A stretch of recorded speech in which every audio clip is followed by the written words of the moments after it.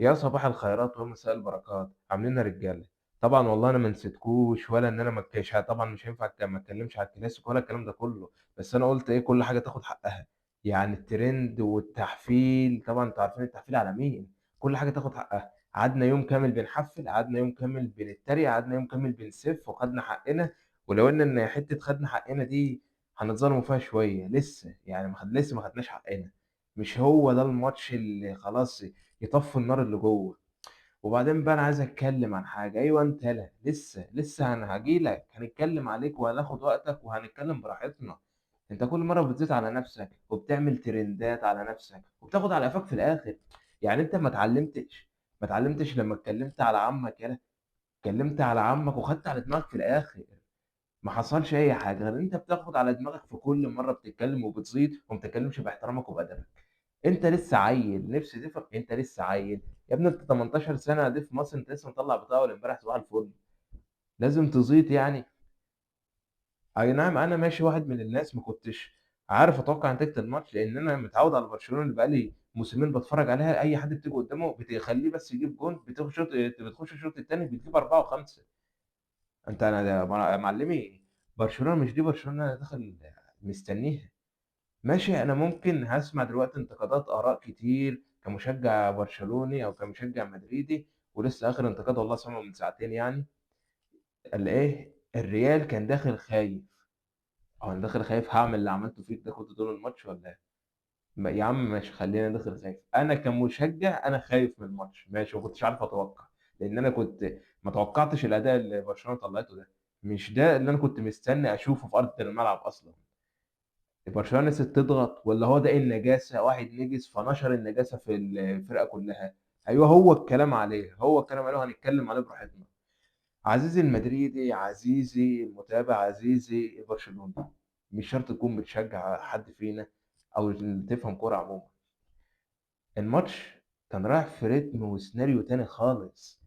احنا نزلنا، انا اول مره اشوف الثقه دي في فرقتي من زمان. كان نفسي اشوف اللعب ده. احنا نازلين عندنا ثقه في نفسنا جبروت. في ناس تقول لك خايفين، في ناس تقول لك نازلين مرعوبين. انا وجهه نظري يا عم، احنا كنا نازلين واثقين في نفسنا لدرجه ان انا شفت بيلينجهام بتاع 23. يا صباح الفل. انا يعني بيلينجهام ده انا اتصدمت فيه بصراحه، انا اتصدمت. انا اللي ما توقعتش الاداء خالص منه. قسما بالله ما توقعت ان بلينجهام يعمل الاداء خالص ده. لعب بشكل جميل واداء ايام 23. عظمه، ولعب ونازل بتكتيك صح ونازل بفكر صح ونازل على خطه صح. بس انا مزعلني حاجه واحده. والله العظيم اللي مزعلني حاجه واحده. ماستنتون. يعني كان نفسي اشوفه في الملعب، كان نفسي اشوفه في الماتشات الكبيره زي دي. كان هيطلع اداء احسن بكتير. كان نفسي اشوف على ارض الملعب في الماتشات دي هيعمل ايه. ما هو لازم تحط، انت لازم تحط اللاعب ده بالذات ماستانتونو الجنرال ده العالمي، تحطه في ماتشات زي دي، تحطه تحت ضغط عالي، تحطه وسط الجمهور. ما تجيش في دوري ابطال تحطه في ماتش يا فوز يا لازم تفوز يا تخسر تطلع. فما انت ضد ثقتك دلوقتي اللي انت في ليجا، انت في دوري. ما تجيش تضطر مثلا حصل اصابه اللاعب تضطر تنزله حاطط ايدك على قلبك. لا، انا عايز انزله في الماتشات الكبيره اللي هو انا محتاجه فعلا، ابقى واثق فيه. ابقى خلاص انا مطمن هيعمل اداء. ماشي، هو في تلك الحالتين يعمل اداء، بس برضه سنه صغير، انت محتاج ما تطلعوش من الملعب. دي وجهه نظري في ماتش انطوني. بس انت النهارده اداء لريال مدريد في الشوط الاول، ايه الجمال ده؟ ايه الجمال والحلاوه والدلال والعظمه والجمال ده؟ انا فعلا كنت نفسي اتفرج على كده من زمان. اي نعم طبعا، هانز فليك يا جدعان مدرب كبير، هانز فليك ده عظيم. ماشي، انت الفرقه كانت متلخبطه، كميه اجوان وكميه تكتيكات ومهارات فرديه وجون يمين وتحركات من اللي بتطلع بالكره صح بشكل سليم، وتحركات من اليمين للشمال. احنا عاملين كل ده بشكل رائع، بشكل روعه. بس برضه هانز فليك يظل هانز فليك مدرب عظيم يا اخوان. بنلعب على خطه الاوفسايد، بيلعب على التسلل يا معلمي. وبدليل ان خمس ست جوان كانوا هيخشوا، كنا هنفوز بسكور مرتاحين، كنا هنفوز بسكور اقسم بالله مرتاحين. بنتيجه طف نارنا بقى، نخلينا بص نحط رجل على رجل فوق اي حد برشلوني. لكن انت كذا كام وقع، عد بقى ما تحسبش. عد بقى، وقعت في مصيده التسلل كذا مره بسبب الخطه اللي هانز فليك عاملها لك يا معلم. بسبب صندوق الفار اللي حطك زنقك فيه، ما انتش عارف تطلع منه. كام جون حرام يضيع اوفسايد.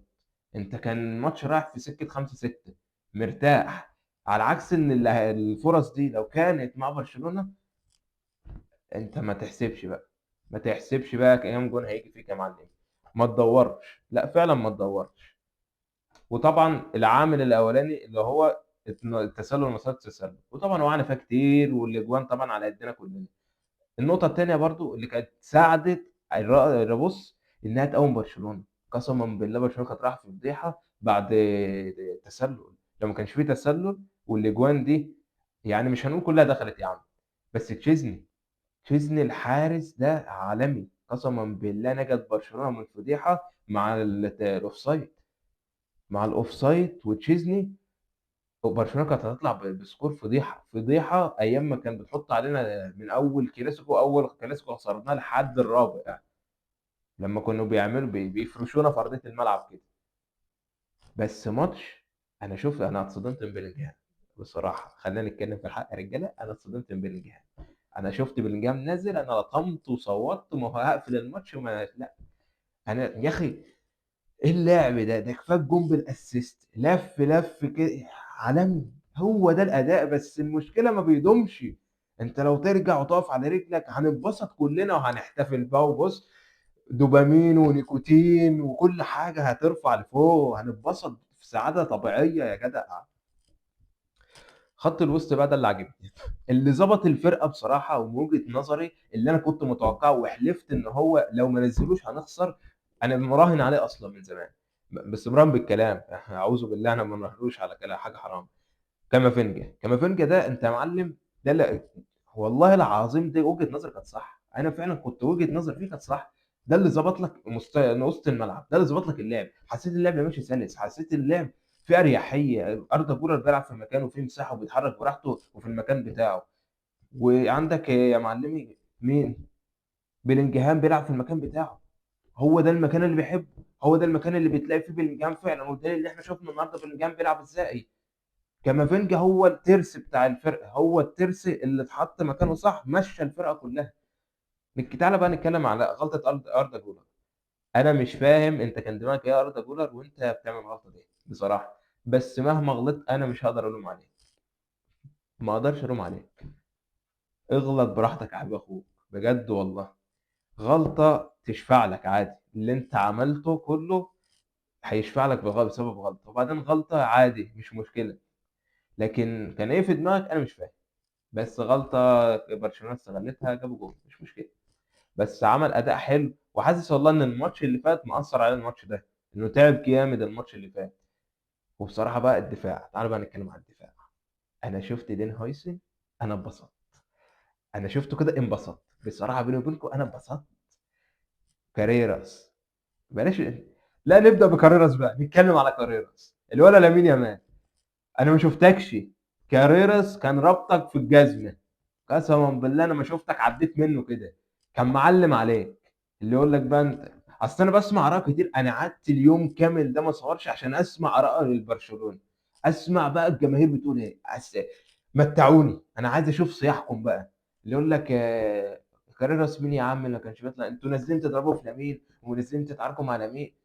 لامين مين يا حبيبي؟ لامين مين اللي احنا خلاص هنحطه في دماغنا؟ ده عيل. ماشي انا معاك ان فيني، ولسه هنتكلم على فينيسيوس وكارفاخال اكبر واحد في الفرقه. ما هو هم يبقى معاهم حق بصراحه في الحته دي. هم مهما يتكلموا هم معاهم حق في الحته دي. يعني انت كارفاخال، انت ادم واحد واكبر واحد خبره وسنا، تروح تكلم عيل قد ابنك؟ يا راجل حرام عليك، ده انت عدد دوري الابطال اللي انت واخده فرقته ما خدتهاش. مش للدرجات دي يا جدع. نتكلم بقى على فينيسيوس جونيور. بالله عليك يا اخي، انت لاعب كويس ومحترم وعندك خبره كبيره ولاعب مهاري ولاعب، انت كل حاجه جميله في الملعب، انت عملت اداء روعه. قسما بالله انت عملت اداء، ايه العظمه والجمال والحلاوه دي يا عم. اخيرا يا عم رجعت قبل البالون دور والنكسه بتاعتها. الاداء ده جميل جدا. بس انت عامل زي انا ما بتعصب، ما بتعملش احترام لحد، ما بتكبرش لحد. طب انت دلوقتي اتعصبت اتنرفزت، بتروح شتم لمين وطالع بتنفخ وسايب زمانك كلهم، دخلت على اوضه اللبس وتخبط دماغك، حاسس ان انت كمان شويه تخبط دماغك في اي حد تقابله. بس بصراحه تصرف شابي الونسو عجبني جدا. هو تجاهلك، هو تجاهلك، ما انا خلاص مش شايفك. حاسس ان هو لو شافك هيضربك فرد في قلب ارضيه السانتياغو. انت ليه عامل كده يا عم؟ اتنرفزت واتعصبت، ماشي انت اديت لعب كبير لحد ما انت طلعت وعملت اداء مستوى روعه وجميل، بس خلاص ريح انت بقى، نزل غيرك. ما يبقاش انانيه كل شويه عايز تلعب تلعب. انت المفروض اساسا ان القرار الصح انت الماتش الجاي ما تلعبش، يقعدك دك عشان تتربى. والله انا يا عم انا كمدريد اهو بشجعكم، انت تتربى الماتش الجاي، والقرار السليم لهانز فليك ان الماتش الجاي راجل بقى ما ينزلوش، لسبب انا نظريتي سبب نكسه الفرقه دي. لامين يامال، العيل ده اللي انا اساسا يعني اتمنى انسى اسمه، مش عايز اتلخبط فيه كمان، اتمنى انساه من ذاكرتي كده، عايز انساه شخصيا هو والله العظيم. الواد ده مستفز، اقسم بالله الواد مستفز ده. يعني انت عندك 18 سنه يعني، يعني انا قسما بالله كان 18 سنه دي حلمي ان انا اروح اسكندريه بس اقعد كده على البحر واجي من غير ما حد يرن عليا رن. كان حلمي. ومع نيكي نيكول بره. اه صايع طبعا. هو اللي بيمشي ورا النسوان بيفلق. وعايز انت، مفيش كوره شفتها في الماتش يا لمين طلعت صح من رجلي. الكوره كلها شمال. الكوره كلها شمال. لعيبتك يا فليك هم مخبطين في بعض، ماشي حافظوا على الاداء وعملوا كام كوره هجوميه، بس العظمه بتاعنا تيبو كورتوا على الدفاع العظيم الجميل. احنا نازلين روقان، احنا نازلين نروق كده والله العظيم، نازلين الماتش ده روقان بال كده وراحه نفسيه. بس النقطه الاساسيه اللي لازم تغير في برشلونه لامين يتظبط. بجد بجد بجد لامين يتظبط. لان ده ما كانش اداؤه اساسا موسم، مش هقول لك الموسم اللي فات، ثلاث اربع ماتشات قبل ما يخش. تفاهمين قبل ما تخش للنجاسه. هو اللي بيمشي ورا النسوان بيفلح اصلا. ما علينا. تبقى حلو تبقى وحش، انت ما دام غلطت في عمك وعم الكوكب ده كله تولع. يكش يجيلك اصابه تقعد في بيتكم حتى ملناش فيه، محدش مهتم بيك اصلا. لكن عكس كده انت مضيع الفرقه. بس بصراحه الشعور اللي كان جوايا اللي هو، لا عايزين زياده، اكتر يا شباب، عايزين اجوان، عايزين دلعونا كده. بالله عليك يا اخي، انت ما كانش شعور جواك شعور كده اللي هو احنا فزنا ايوه بس مش اللي هو، احنا كنا عايزين لسه في نار جوانا ما اتطفتش لسه والعه برضه، عايزه تتطفي، عايز اشوف نتيجه سكور كده، عايز اشوف فضيحه. مش عايز اشوف نصيحه، انا عايز اشوف فضيحه في ارض الملعب، عايز اطلع متكيف، عايز اطلع بص عامل اللي ما يتعملش. انا حاسس بيه. انزل في الكومنتات قول لي كان ايه شعورك بعد الماتش، انا كنت زيك كده والله، اللي عايز اطمع ومش عايز اطمع، اللي هو عايز اكتر بس خايف. بس احنا يعتبر جبنا اكتر، انت كميه الاوفسايدات وكميه الاجوان اللي طلعت بره واللي اتلغت، صباح الفل يا معلم، ده سكور لوحده. وبعدين مش اول واخر مقابله، يعني الصدف كتير وهتجمعنا وهنتلموا حبايب من تاني. مش اخر مره هنتقابلوا من تاني يا صاحبي. بس بصراحه هانز فليك عرف يرجع ثقه الجمهور من تاني. انا كواحد من الناس دلوقتي اقدر اتوقع النتيجه قبل اي ماتش عادي. قبل كده انا كنت خايف، والله العظيم انا كنت خايف. وفي ختام نهاية حلقتنا النهاردة حابب أقول لكم ما تزعلوش بس أنا قلت إيه أستنى أشوف آراء الجماهير بقى والتحفيل اللي هيحصل والكلام ده كله. بس بصراحة الأداء انزل دلوقتي في الكومنتات قول لي مرضي عن الأداء في تلك الفريقين سواء كنت مدريدي أو كتالوني.